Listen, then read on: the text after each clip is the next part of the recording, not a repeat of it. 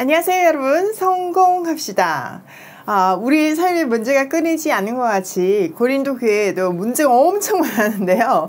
오늘은 여자들이 머리에 너울을 쓰는 문제를 가지고 바울이 얘기하고 있어요. 사실 이 본문은 지금 현재까지도 교회 안에 여성 지도자들의 사역과 권리를 제한하는 데 사용되기도 해요. 또 남녀 불평등의 대표적인 그런 본문으로 발췌하기도 하고요. 진짜 그런가 한번 살펴보면 좋겠어요.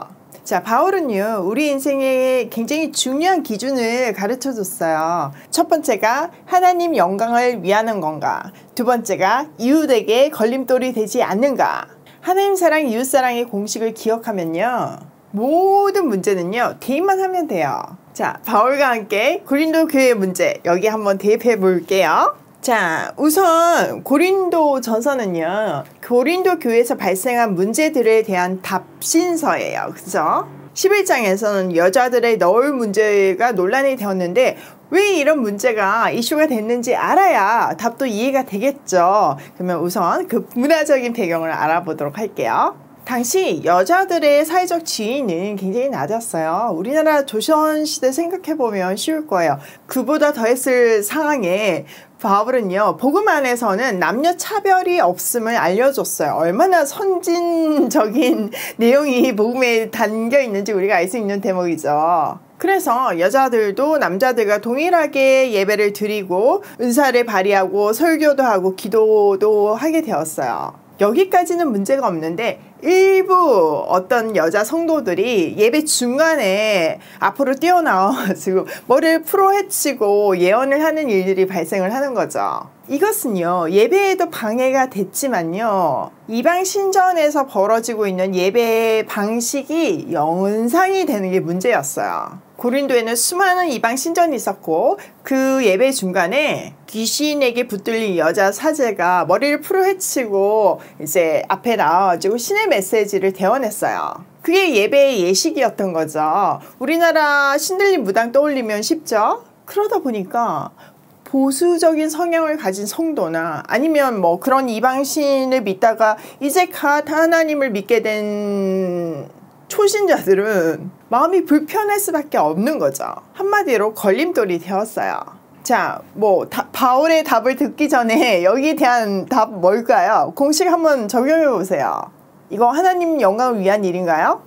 아니죠. 이웃에게 걸림돌이 됐나요? 맞아요. 그러면 답은 뭐예요? 하지 말아야 돼요. 자, 바울도 같은 입장인가 한번 볼게요. 2절. 너희가 모든 일에 나를 기억하고 또 내가 너희에게 전하여 준 대로 그 전통을 너희가 지킴으로 너희를 칭찬하노라. 자, 고린도 교회 성도들은 기본적으로 바울이 전해준 전통을 잘 지키고 있다고 칭찬해주고 있어요.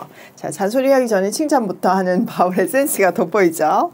3절. 그러나 나는 너희가 알기를 원하노니 각 남자의 머리는 그리스도요 여자의 머리는 남자요 그리스도의 머리는 하나님이시라.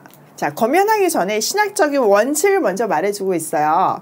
이 문장만 보면 완전 남녀 차별처럼 느껴지죠? 근데 과연 그럴까요? 그러면 성경 전체에서 이 의미가 무엇인지를 알아야 해요. 이 내용은 사실 에베소서 5장에도 있어요. 머리 대신 그리스도와 몸된 교회, 그 관계를 머리된 남편과 몸된 아내로 표현했죠. 자, 머리 대신 그리스도는 교회를 어떻게 사랑했나요? 군림했나요? 폭력으로 막 무섭게 했나요? 강압적으로 막 엎드리게 했나요? 학대했나요? 아니에요. 목숨을 내줄 만큼 사랑했고 말만 그렇게 한 것이 아니라 실제로 목숨을 내주고 사랑을 증거했어요.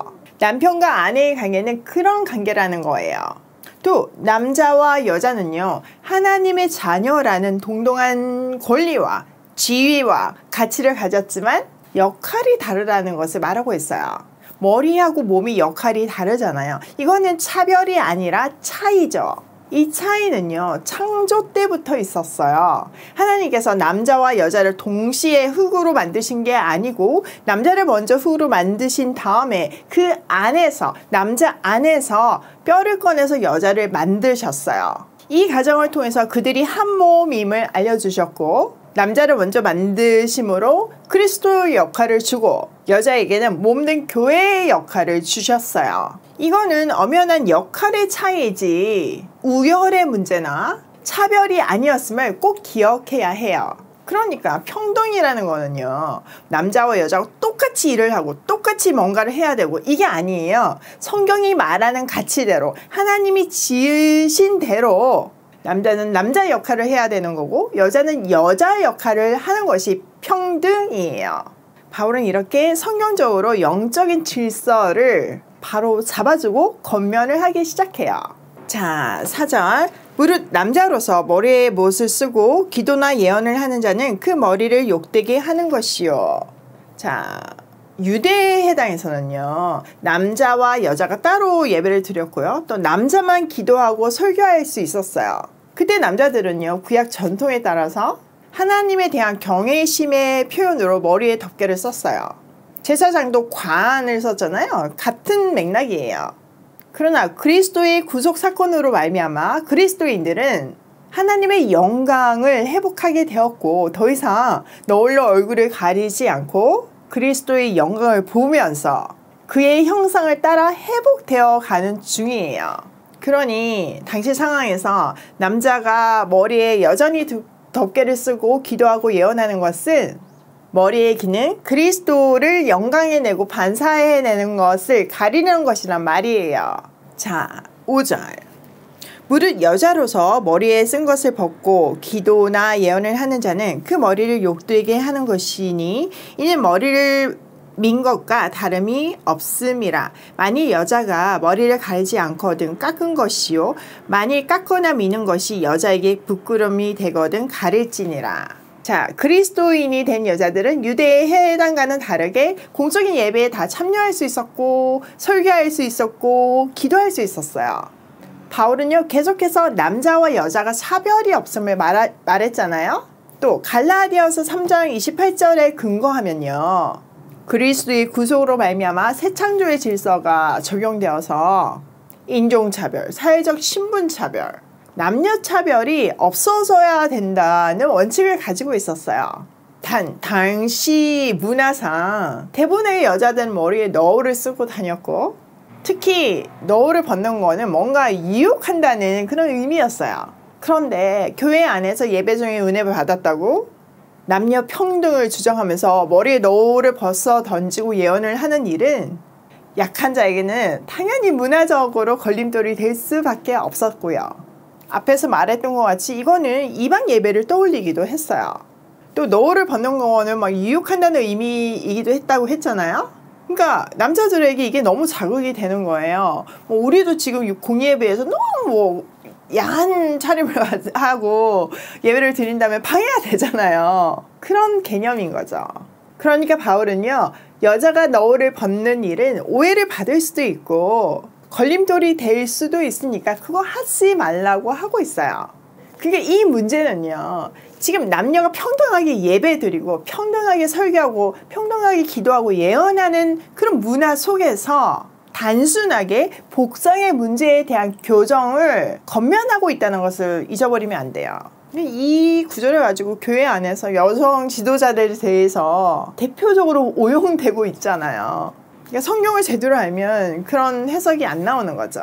자, 7절. 남자는 하나님의 형상과 영광이니 그 머리를 마땅히 가리지 않거니와 여자는 남자의 영광이니라. 남자가 여자에게서 난 것이 아니요 여자가 남자에게서 났으며 또 남자가 여자를 위하여 지음을 받지 아니하고 여자가 남자를 위하여 지음을 받은 것이니. 자, 앞에서 말한 거에 대해서 신학적인 근거를 조금 더 대죠. 창세기 1장 27절의 근거에서 사람은 하나님의 형상대로 지음을 받았어요. 또 창세기 2장 22절에서부터 보면 여자는 남자의 돕는 배필로 지음을 받았죠. 그래서 남자의 영광이 되었어요.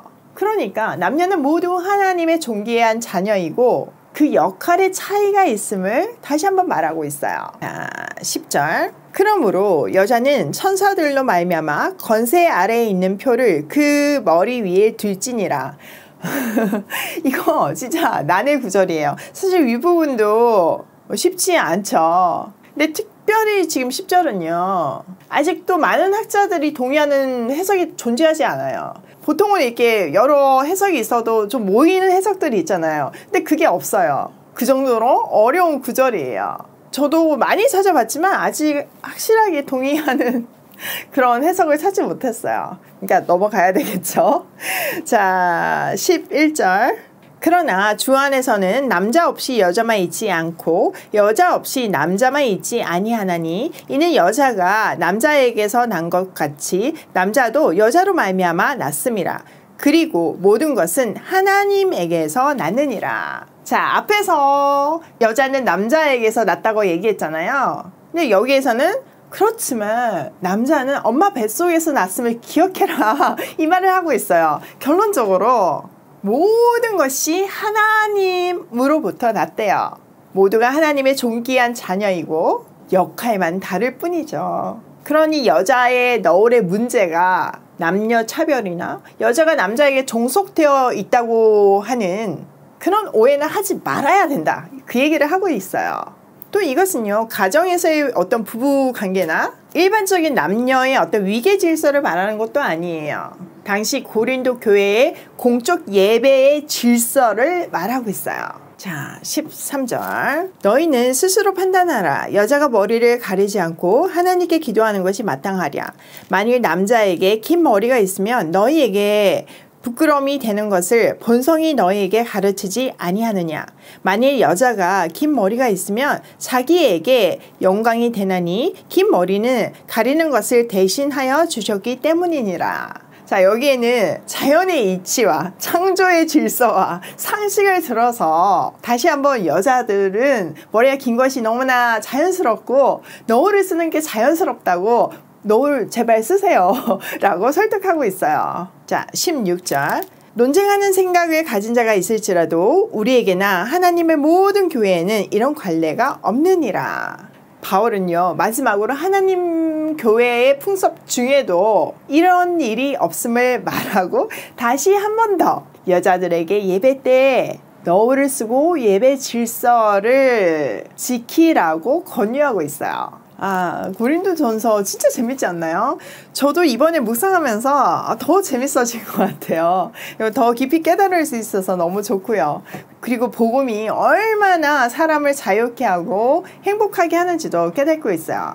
자, 오늘 내용을 우리 삶에 한번 적용해보면요. 성경은 남녀 평등을 말하고 있다. 남녀의 역할의 차이를 말하고 있지 차별을 말하는 것이 아니다. 여러분 이해되시죠? 하나님은 남자와 여자를 다르게 지으셨어요. 그러니까 역할이 다른 거예요. 이거는 우열의 문제가 아님을 꼭 기억하셔야 돼요. 두 번째, 모든 문제는 성경의 원리에 근거해서 풀자. 그리고 공식이 딱 있잖아요. 하나님 사랑 이웃 사랑. 지금 대입해보니까 너무 쉽잖아요. 그러니까 우리의 수많은 아리까리한 문제들도 그렇게 적용하시면 답을 찾을 수 있어요. 누구한테 물어보지 않고 누구를 찾아가지 않아도 하나님에게서 또 성경에서 답을 찾을 수 있어요. 저한테도 이메일을 많이 보내주시는데요. 제가 거의 답변을 안 드려요. 왜냐면은 그렇게 단편적인 문제만 딱 저한테 질문을 하면 제가 거기에 단편적으로 대답을 하면 그건 대부분이 틀릴 가능성이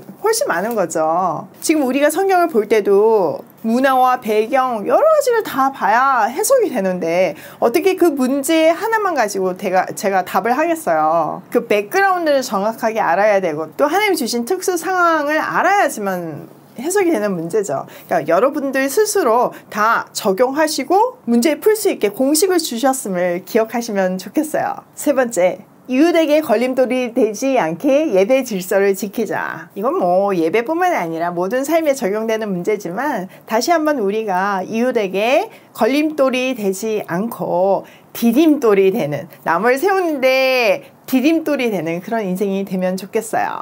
오늘도 하나님 사랑, 이웃 사랑을 실천하며 이웃에게 디딤돌이 되는 하루가 되길 소망하며 고고싱해요.